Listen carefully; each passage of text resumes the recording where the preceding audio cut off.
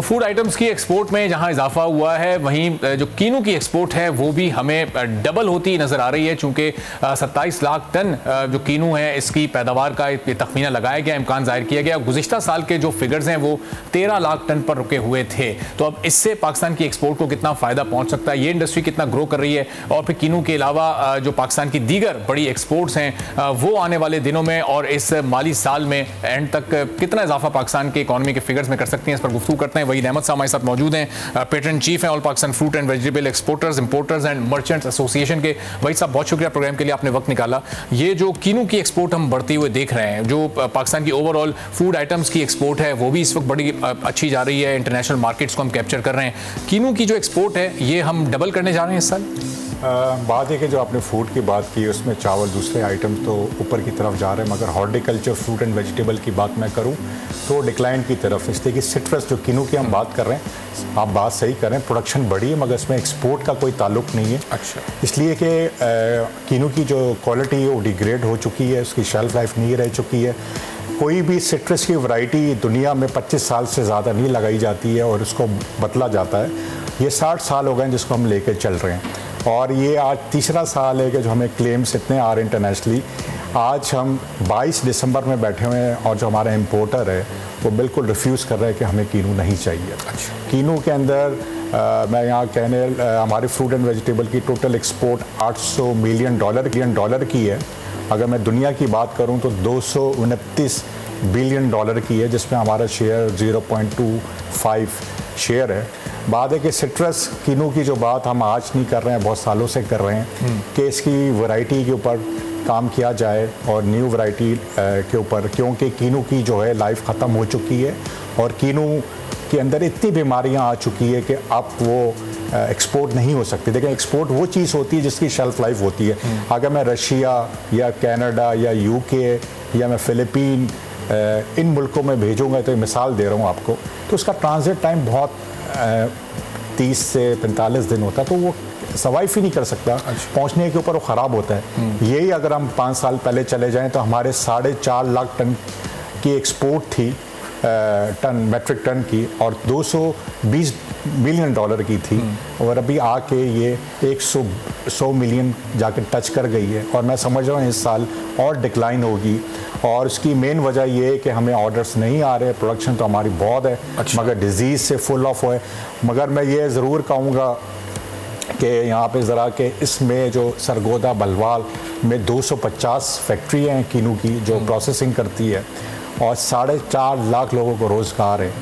आधी से ज़्यादा फैक्ट्रियाँ बंद हैं, और कल ही एक्सपोर्टरों ने फैसला किया है कि हम फैक्ट्री को कंटिन्यू करें या बंद कर दें। तो एक अलार्मिंग पोजीशन है इस सेक्टर के लिए। मगर हमने जुलाई से इसके ऊपर वर्किंग पंजाब हुकूमत के साथ की है, जो केयर टेकर मिनिस्टर हैं उनके साथ 5 मीटिंगें हुई हैं। और वहाँ एक कमेटी भी बनी। उसके बाद एक फेडरल मीटिंग हुई है 3 दिन पहले, उसमें भी एक कमेटी बनी कि how to improve citrus industry, not kinnow, हम सिट्रस की बात करते हैं। तो हमारा विज़न ये कहता है कि अगर हम मिसाल 2024 से काम करते हैं, तो अगर हम अगले 5 साल को देखते हैं तो हम 300 मिलियन और 10 सालों के अंदर 1 बिलियन की इंडस्ट्री हम उसको देखते हैं सिर्फ कीनू की प्लस वैल्यू एडेड के साथ। तो वही साहब, ये सिट्रस फ्रूट्स की सिट्रस इंडस्ट्री जो ये डिक्लाइन ये सामने आया, इसकी वजूहात पर हम एक एक करके ज़रा बात करते हैं। शेल्फ लाइफ जो आपने बताया 30 से 45 दिन अगर आपका कंसाइनमेंट कहीं जाता है, तो ये क्यों ख़त्म हो रही है, क्यों हमारा सिट्रस सर्वाइव नहीं कर पा रहा 30 से 45 दिन भी? देखें जी, मैंने बताया कि कोई वैरायटी जो है ना 25 साल से ज़्यादा लगाई नहीं जाती। अच्छा, इसको 60 साल हो गए। ये अमेरिका से गिफ्ट आया था पाकिस्तान को, तो वो 60 साल हो गए। तो हमने हमारे जो पाकिस्तान में जो इंस्टीट्यूट है, फेडरल हो या प्रोविंस का हो, उन्होंने कोई काम ही नहीं किया, कोई वैरायटी लॉन्च नहीं की। देखें, दुनिया में जो सिट्रस के हमारे जो कॉम्पिटिटर है, आपको मिसाल दूं, 10 साल पहले हम ईरान में अपनी ठीक ठाक एक्सपोर्ट करते थे। ईरान हमारी सेकंड लार्जेस्ट मार्केट होती थी।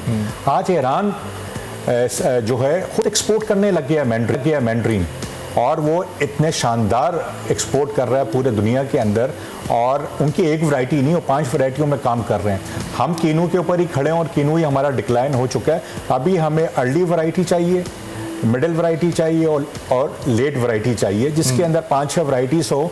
और एरिया में हमें नया जाना पड़ेगा, क्योंकि इस एरिया के अंदर सरगोदा इसको हमें ठीक करना पड़ेगा और फिर हमें नर्सरी डेवलप करनी पड़ेगी। पाकिस्तान में सबसे बड़ा फुकदान ये कि नर्सरी जो है ना, अप्रूवल गवर्नमेंट की होना चाहिए। कोई ऐसी नर्सरी डेवलप ना हो कि वहाँ से डिजीज़ स्प्रेड हो जाए। अगर हम कोई नया काम करने लगे और अगर ये नर्सरी को हम ठीक नहीं करते तो ये काम फिर वही शुरू हो जाएगा। तो इसको हमने मॉडर्न टेक्नोलॉजी से अडॉप्ट करना है, क्योंकि हम फ्लड सिस्टम में पाकिस्तान में 99% जो एग्रीकल्चर में हम इस्तेमाल करते हैं फ्लड सिस्टम। ये मैं आपकी यहाँ मिसाल दूँ, मैं आपको एक गिलास पानी दूंगा, आप पी लेंगे, दूसरा दूंगा, आप पी लेंगे, तीसरा जब दूंगा बोलेंगे मुझे नहीं पीना। सही। क्योंकि ये भी लिविंग थिंग से बोल नहीं सकता, मगर पानी कम देना ज़्यादा देना दोनों क्रॉप के लिए नुकसान दे। पानी इतना हम देते हैं फ्लड सिस्टम जो दुनिया में नहीं दिया जाता। हम जितने भी डैम्स बना लें, जब तक वाटर मैनेजमेंट नहीं होगी इस मुल्क के अंदर तो आपके पानी की कमी रहेगी। और आने वाले दिनों में क्लाइमेट, जिस तरह ग्लोबल वार्मिंग है, जो क्लाइमेट चेंज हो रहा है, सबसे बड़ा थ्रेड है। अगर आप FAO की और वर्ल्ड बैंक की रिपोर्ट देखें 2013 से लेकर 2050 तक, कुछ मुल्क प्लस है, कुछ मुल्क माइनस है। पाकिस्तान -50 के ऊपर एग्रीकल्चर। सब्सक्राइब करें और बेल दबाएं ताकि कोई खबर रह न जाए।